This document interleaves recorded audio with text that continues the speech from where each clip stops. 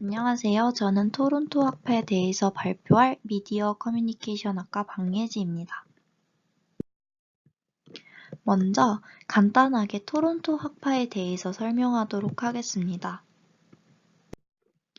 토론토 학파는 캐나다 사회 이론의 기원이 되는 학파입니다. 미디어 기술의 사회적인 효과에 초점을 맞추어 연구를 진행하였습니다. 즉, 미디어가 어떻게 사회를 형성해내고 변화시키는지에 대해 연구를 진행했던 학파입니다. 대표적인 토론토 학파의 인물로는 맥루안과 이니스가 있습니다.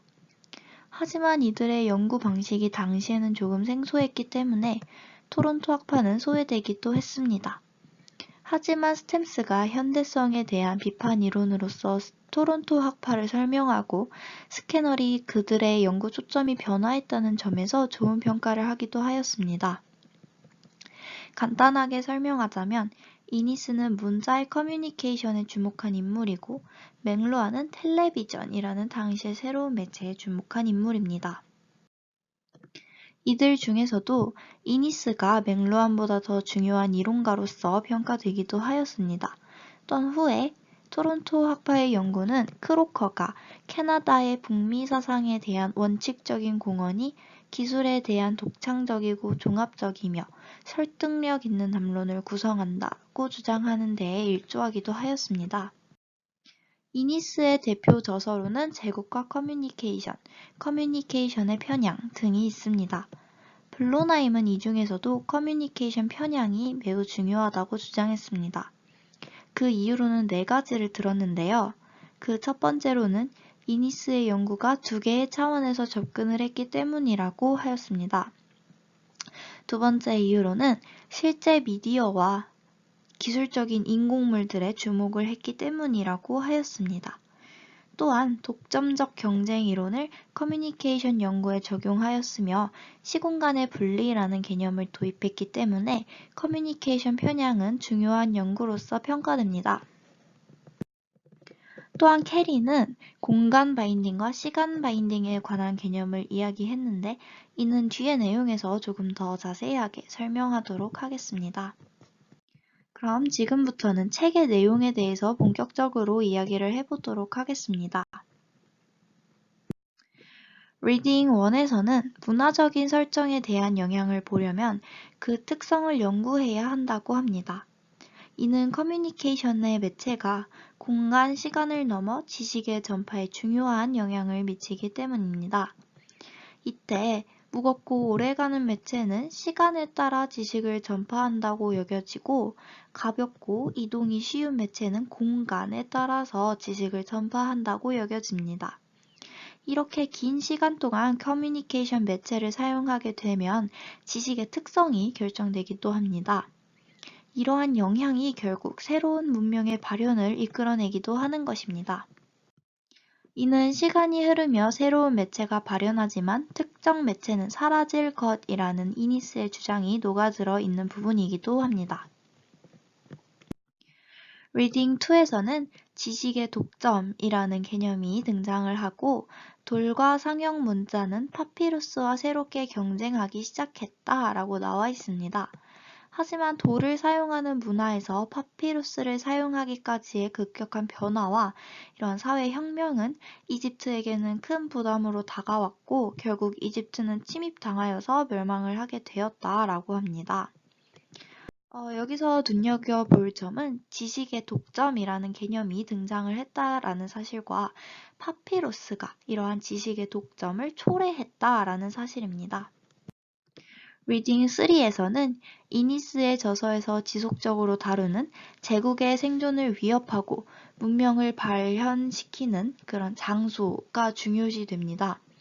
또한 시간 편향 미디어와 공간 편향 미디어가 조화를 이루지 못한다면 문명은 점점 더 위험에 노출될 것이라고 주장을 합니다. 리딩 4에서는 기존의 제국이 시각적인 언어 커뮤니케이션을 중요시했던 반면에 그리스는 구어적 언어 커뮤니케이션을 중요시했다라고 이야기합니다. 따라서 그리스에서는 어려운 문자로 인한 지식의 독점 역시 없었다고 합니다. 리딩 5에서는 그리스의 구전 문화가 쇠퇴했음을 강조합니다. 스캐널은 이에 대해 그리스 알파벳의 단순함과 유연함이 지식을 보존하게끔 했으며 지식의 독점을 약화시켰다라고 주장합니다. 또한 이러한 구전이 지속될 수 있었던 이유에 대해 소규모 도시 국가의 정치 지리학적인 요소가 크게 작용했다고 주장합니다. 리딩 6에서는 관료주의의 독점이 결국 시간 문제를 해결하지 못했음을 이야기합니다. 또한 파피루스의 한계로 인해 내구성이 강한 양피지라는 새로운 미디어가 등장했다는 사실 역시 명시되어 있습니다.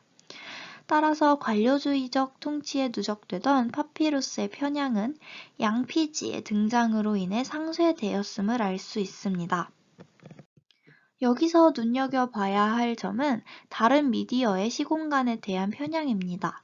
또한 양피지가 종교로 인한 지식의 독점을 초래했다는 사실 역시 유추할 수 있는 부분이었습니다. 리딩 7에서는 지식의 독점으로 인해 중국의 종이와 같은 새로운 매체들의 경쟁이 심화되었다고 이야기합니다. 또한 중국 역시 마찬가지로 시간에 대한 문제점을 해결하지 못하여 몽골의 지배를 받게 됨을 알 수 있습니다.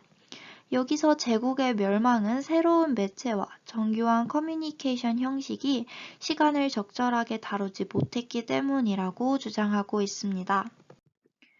리딩 8에서는 종이의 등장으로 바그다드가 배움의 중심지가 되었으며 이러한 종이의 사용과 제작의 확장은 지식의 독점을 약화시켰다라고 나와 있습니다. 리딩 9에서는 독일의 거친 갈색의 양피지가 종이의 사용에 대한 관심을 야기했다고 나와 있습니다. 또한 새로운 커뮤니케이션의 형식과 새로운 미디어 기술의 등장이 지식의 독점을 감소시킴을 재강조합니다. 또한 어떻게 기술이 등장하고 문화에 흡수되는지 그 과정이 명료하게 설명이 되어 있는 부분이기도 합니다. 리딩 10에서는 영국에서 발생한 교육개혁, 변화된 인쇄술, 검열법의 폐지 등의 변화를 이야기하고 있습니다. 여기서 눈여겨봐야 할 점은 경제학과 커뮤니케이션의 상호관계의 중요성을 강조했다라는 점입니다. 이니스는 영국의 경제적인 변화와 커뮤니케이션이 결국에는 변화된 사회를 이끌어냈음을 주장합니다. 리딩 11에서는 운송을 포함한 기술의 개발이 독점을 어떻게 형성하고 어떻게 약화했는지에 대한 설명이 되어 있습니다. 또한 언론에 의해 지식의 독점이 이루어지던 미국의 정치 문화와 인쇄술의 기술적인 발명 간의 관계를 분석하기도 했습니다. 리딩 12는 마지막 장인 만큼 책 전체를 관통하는 3개의 주제를 포함하고 있다고 할 수 있습니다. 커뮤니케이션 매체의 특성 연구는 영향력 평가를 가능하게 하며 이 연구는 커뮤니케이션 매체가 시공간을 통해 지식을 전달하는 데에 적합한지 판정할 수 있다고 합니다. 또한 어떤 편향성이든지 간에 편향성은 문화에 적용될 때 중요하게 고려되는 부분이라고 합니다.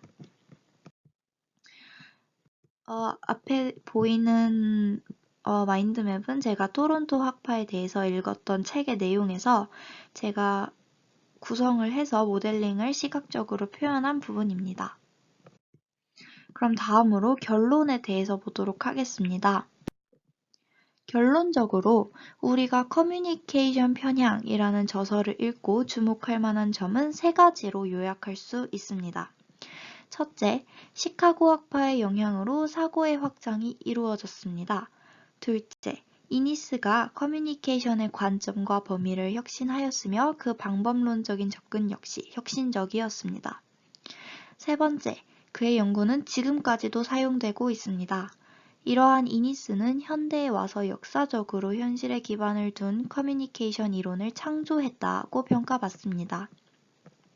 또한 역사와 문화적인 측면에서 커뮤니케이션을 분리해냈다는 점에서 혁명가로서 불리기도 합니다. 그는 경제학과 커뮤니케이션의 상호 의존성과 그 중요성을 깨달은 첫 학자였습니다. 그가 미디어를 시공간의 문제와 연결한 것은 현재의 세계화를 가능하게끔 했습니다. 또한 그는 기술 결정론자 혹은 커뮤니케이션 결정론자로서 불리기도 합니다. 지금까지 토론토 학파에 대한 발표를 들어주셔서 감사합니다.